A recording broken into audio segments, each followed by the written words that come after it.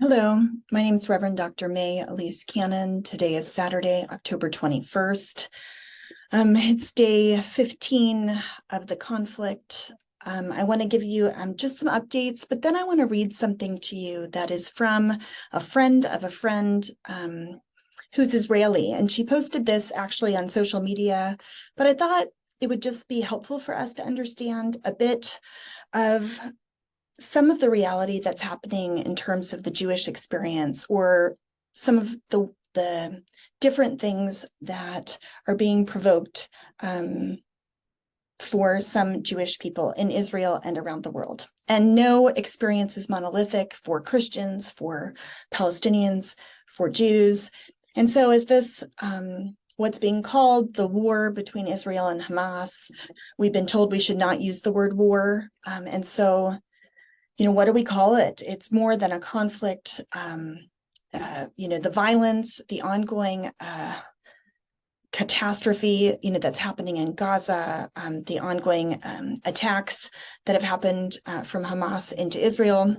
I want to give you some updates, but then I want to read this to you. So as of today, the 15th day since the October 7th attacks, the death toll of Israel is about 1,400 people killed. The death toll in Gaza is 4,300, more than that, more than 4,300. And I think it's really important to understand that this is the fifth war between Gaza and Israel, and that this is the deadliest for both sides, that the number of people who've been killed is just so horrific. There are more than 13,000 people who've been wounded in Gaza, and there are only 4 hospitals that are active, and they are running out of supplies very, very quickly. The death toll in Gaza for children is 1,524 children in Gaza have been killed. As of that date is actually as of October 19th. And one of the things sometimes we hear here in the United States is that, well, children in Gaza are being raised to be terrorists. And I think it's really, really important for us to understand that that context is dehumanizing, that Hamas and the Palestinian people in Gaza are not the same, and to differentiate and to understand that Palestinian people are as different as people in the United States in terms of their political views or their education or their socioeconomic status. And so to really differentiate between Hamas and the people of Gaza. There has been ongoing rocket fire from Gaza, from Hamas into Israel, and bombing from Israel into Gaza, and that has continued. The bombing has been so catastrophic in Gaza that it's hard to understand. And the Israeli military has been very clear about their intentions. Their goals are that first, they would eradicate Hamas, and 2, they have been clear that their goal is to completely destroy Gaza's infrastructure. And we're seeing that take place.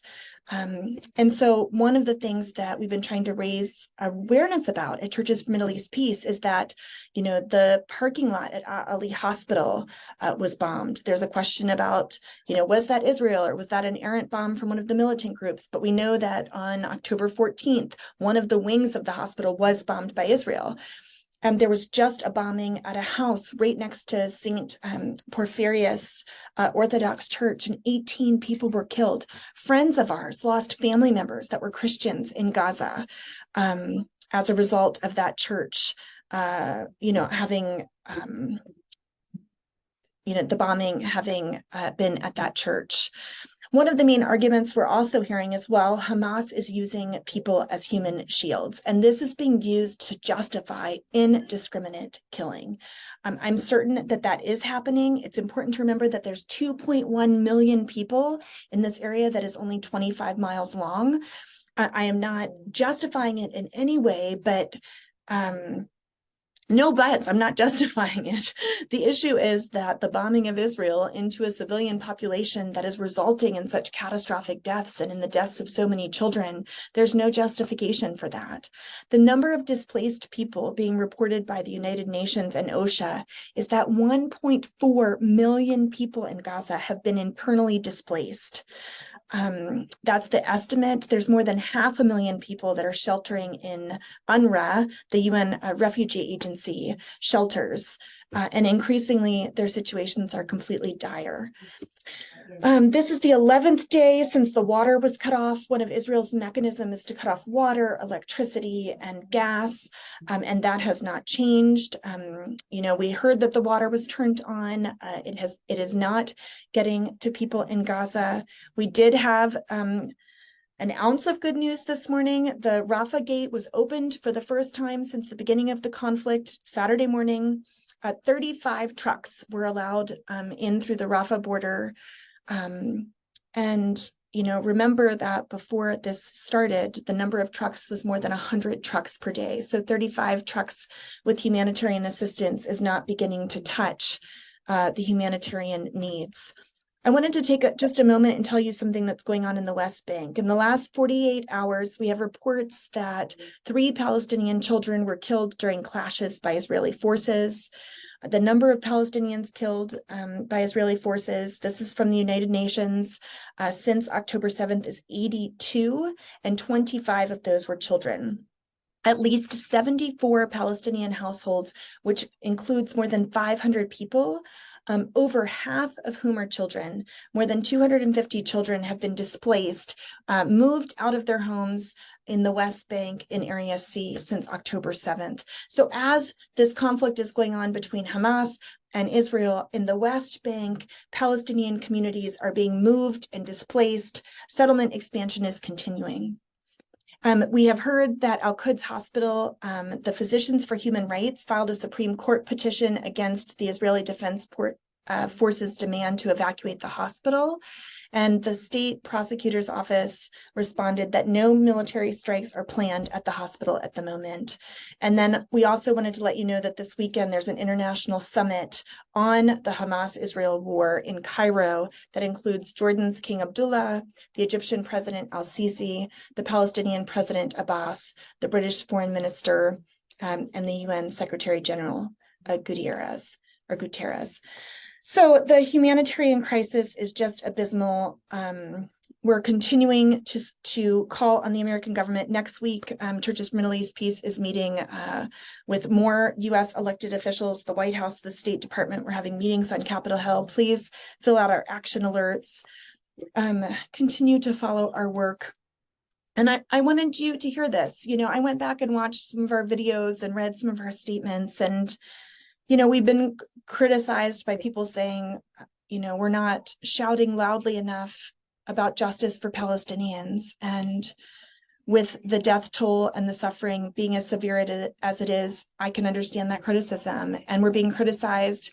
I've seen Israeli and Jewish friends say that these updates are completely unhelpful. Sometimes I'm not specific enough, or, the report that I did on October 7th, when I was giving an update, we didn't know what we know now about the horrors of the Hamas attacks. And, some of those criticisms are true. And so we want to give you the most detailed information we can, and also call for the end to violence, de-escalation, and a ceasefire, and also that core issues of this conflict be addressed, that the occupation, and there are documented human rights abuses from both Palestinians and Israelis, certainly from Hamas in this particular situation. And so we're calling for human rights, equality, and justice. We're calling for a just peace. We're calling for an end to the occupation. And so please read our statements. If you agree with us, pass them on in terms of social media. We want Palestinians to be humanized. And the most horrific thing in this moment is 2 million people that don't have water, which is just such an atrocity. And I think we absolutely have to grieve alongside of Jewish families who have lost loved ones. We have to empathize with the fear and what October 7th robbed Jewish people in Israel of in terms of feeling secure. And so I wanted to read this to you as I close. So this post is from a Jewish Israeli about the experiences of October 7th. She says, I'm not trying to justify our actions since then. I'm also not trying to deny the Palestinian experience. In fact, they're ongoing nightmare seems to be eerily similar to our own. I will let Palestinians write about theirs firsthand, and I will write firsthand about the Israeli experience. Zionism is complicated. Jews really do have a millennia-long ethnic, cultural, and religious connection to the land, despite many years when most, but not all of us, were exiled. Our return in the 19th and 20th centuries was also inextricably tied up with European colonialism, and we have behaved like colonists. We have two great fears.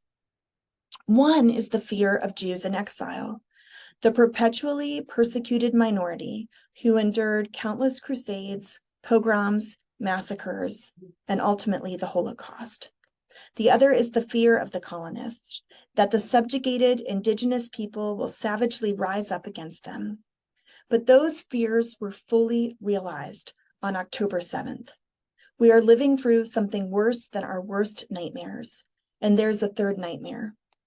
Buried more deeply, but still very much in our national consciousness, that's what we call Khurban, destruction. We still remember and even commemorate the destructions of the first and second temples and commonwealths and the subsequent exiles. And I think we are always aware that there could be a third destruction. There were lots of signs about this at the pro-democracy demonstrations, and we're so scared about that as well. And so my hope and prayer as we, personally, but also at Churches for Middle East Peace, is that we can engage in the realities of this moment with great empathy and grief for the tragedy of this moment, for Jewish people and for Palestinian people. And that is not just empty words. I've been reaching out to Jewish friends in the United States, to Jewish friends in Israel, and I've been reaching out regularly to friends in Gaza and in Palestine. And that reality of honoring Jewish ties to the land, of working against anti-Semitism, of seeking to understand Jewish suffering and Jewish fear, in no way compromises the commitment to work against the occupation and to advocate for human rights for Palestinians. And so I hope that's an encouragement to you in the midst of this dark, dark moment, that we'll continue to call for humanitarian assistance, for de-escalation, for an end to the war, and we'll continue to work so that the American government can not negatively contribute to this horrific, horrific conflict, but rather will work towards peace and pray to that end.